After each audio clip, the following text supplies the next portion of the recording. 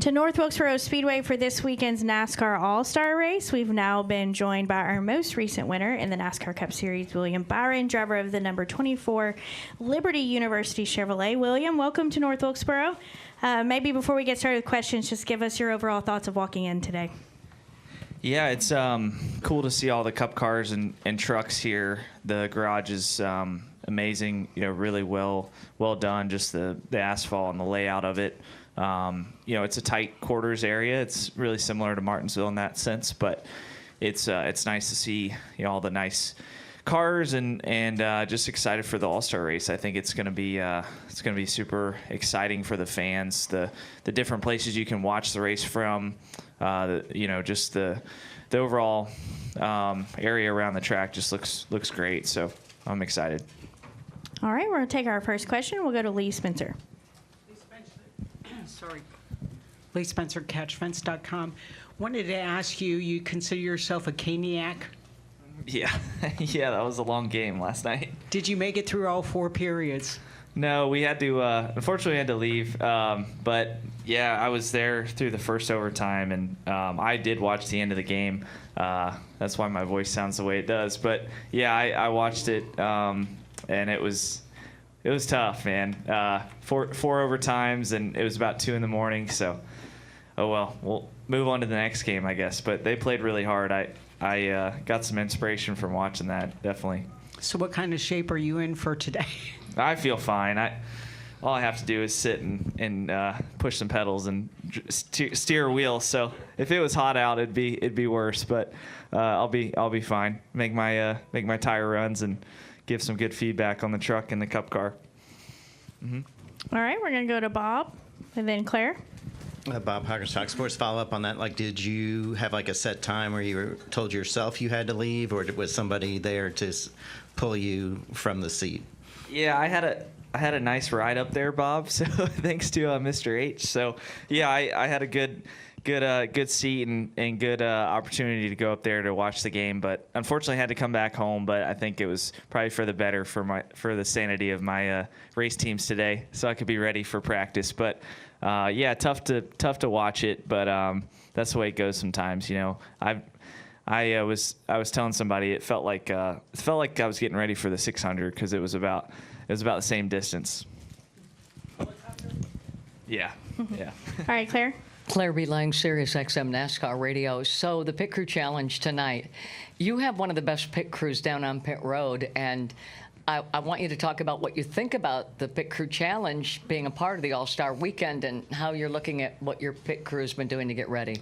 Yeah, I'm really excited. I think those guys have a swagger about them. They've been fast on pit road all year. So, we've been top 2, I think, in pit road times. So I'm just hoping I don't screw it up and slide through the pit box. Honestly, that would be a bad beat, an embarrassing thing for the team. So hopefully I don't screw it up. Those guys can go to work and I can, launch out of the pit stall. But I think it's going to be fun, man. I grew up watching the All-Star competition at Spectrum at the Hornets Stadium or Arena, and love that. So I'm excited it's coming back in a form like it is, and that it holds some importance to the overall race.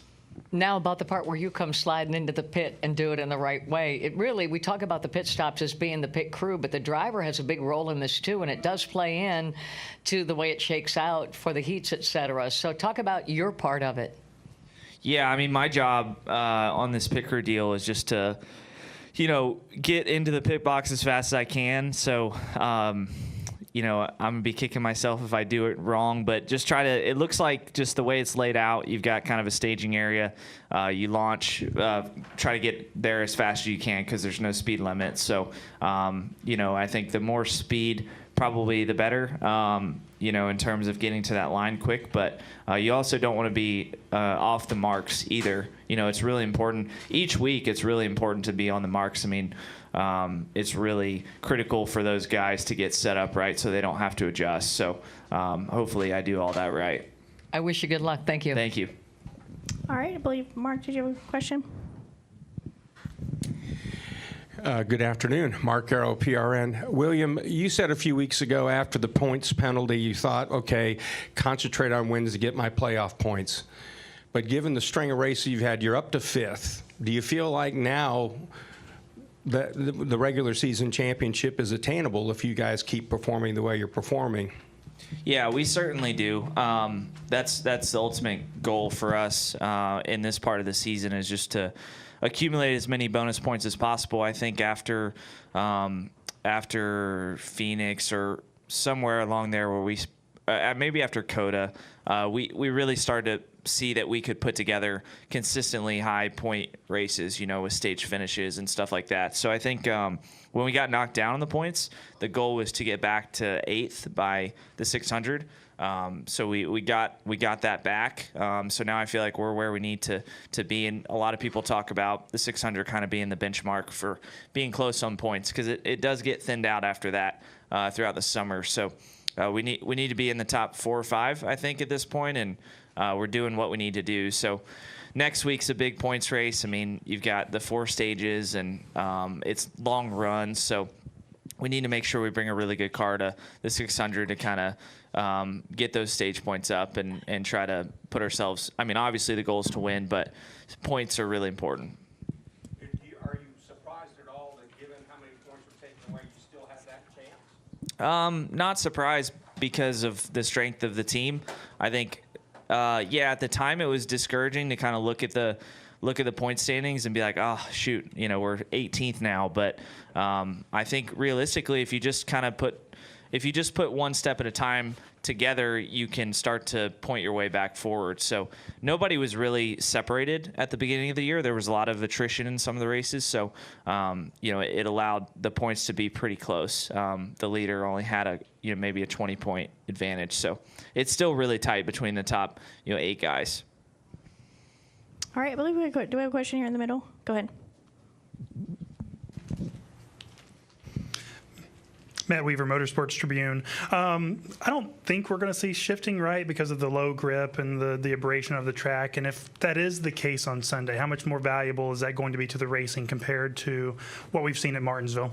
Yeah, I think it'll be tough to want to shift this weekend. I think the length of the straightaways has a lot to do with it as well. Martinsville being tight corners and long straightaways, it just gets you in that RPM range that you have that other gear to work with. So I don't think you're going to shift this weekend. I think you're going to ride around there in 4th gear and maybe shift to 5th, just all the way around to save the tires more. So it might actually work opposite of what we normally have with wanting less RPM to be able to save the rear tires. But I mean, who knows? Maybe we start shifting if the pace is fast, but I think you're going to run around there in 4th.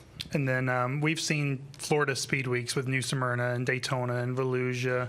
We're kind of creating a North Carolina Speed Weeks this month between Darlington here and the big track Hickory.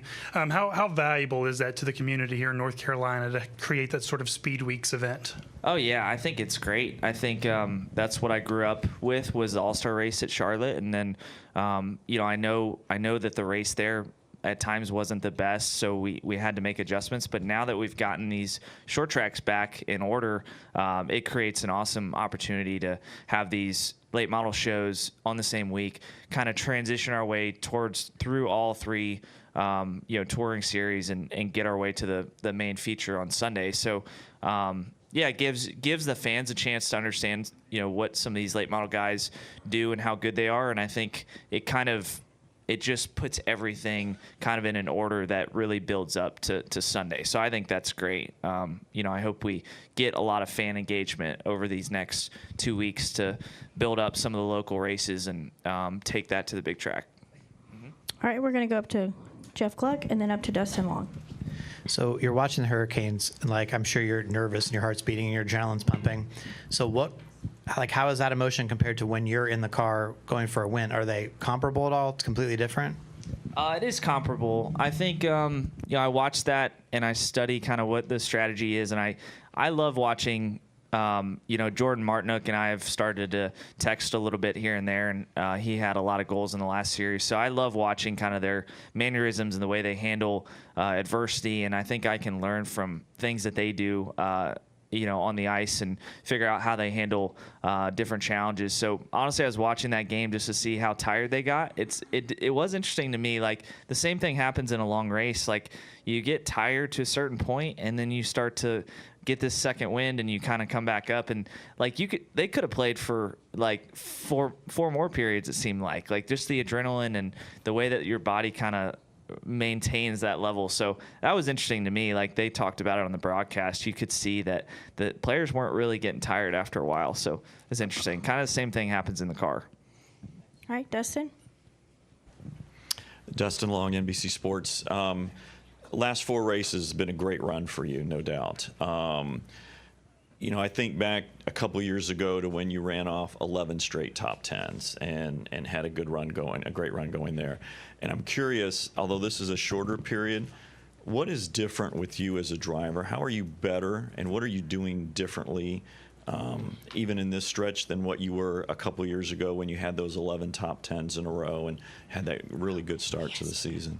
Yeah, I think I'm just more diverse than I was back then. I wasn't racing. My knowledge of racing in general wasn't as high, and I think that my decision making was a little bit naive at times. So I think that. How so? I just went with the conservative decisions sometimes. Like, I would finish in the top 10, but I would not really know what I need or be comfortable with what I needed to do on the track. So I think that my decision making now is a lot more confident because I've been in a lot of diverse situations through late models, through trucks, Xfinity. Like, have enough racing knowledge now to where I think my decisions come from a place of more confidence. I used to make decisions to try to just make the right move, but I think now I'm confident in the things that I do. So since Darlington was the last race, the most recent race, it's probably the most freshest. Can you give me an example of something that you did there that maybe a couple years ago you might have been more conservative, but you made a move and maybe it wasn't the winning move, but it helped put you in position to make the winning move, or something like that that was kind of falls in that line, please? Yeah, I think I used to set my car up at Darlington just to manage the whole race and to be there at the end. I think now I set my car up a little bit differently to be a little maybe more aggressive, run against the fence more often because there is speed up there. So, but to run against the fence all day, it takes a certain level of focus and dedication to that. So you can't be conservative, doing that. I think I had a lot of success early in my career at Darlington, just kind of running off the wall and being a little more conservative, and it yielded top 6 or 7 finishes, but it didn't yield the top 2 or 3 finishes. So I think that the line that I run at Darlington's changed, from what I used to do, and it's a lot more aggressive, takes a lot more focus. And then the decisions at the end on the restarts, I think, is just studying that, knowing those situations, and knowing what move to make just comes with experience. You had to be more aggressive at Darlington, though, because the car can take more pounding of the wall as opposed to a couple years ago. And that's why. It can. So you had to adjust, right? Or I had to adjust, but you can also still damage the toe in these cars. So you can do a lot of damage. I don't think we really hit the wall on Sunday. So our car was in good condition, and yeah, the old car, you hit the wall, you had a flat tire, but this car, there's still some damage to be done. The toe link bending, and when you hit the wall. All right, we're going to go in the back. Go ahead.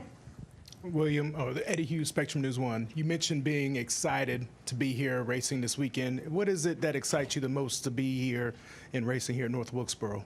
I grew up down the road, so I think that as I touch some of these racetracks that I grew up, hearing stories about, it's great. Great for me. I grew up, Stephen Parsons and I are really good buddies, and we grew up racing legend cars. And every time we'd go to ski up in the mountains, we'd pass North Wilkesboro, and he'd have a story about, Benny or Phil racing here, and I was always kind of like, I've never seen this place. So I had only seen the sign outside as you go down the highway. But it's cool for me to actually see the place now and get some idea of all these historic places that I live right around. It's just a different vibe when I get in the car to drive up here. I feel like, I go back in time a little bit. It makes me a fan again of what we do. So I just think that's cool versus going.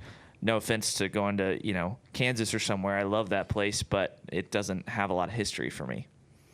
All right, William, apologies. I will not get to everyone. Thank you for joining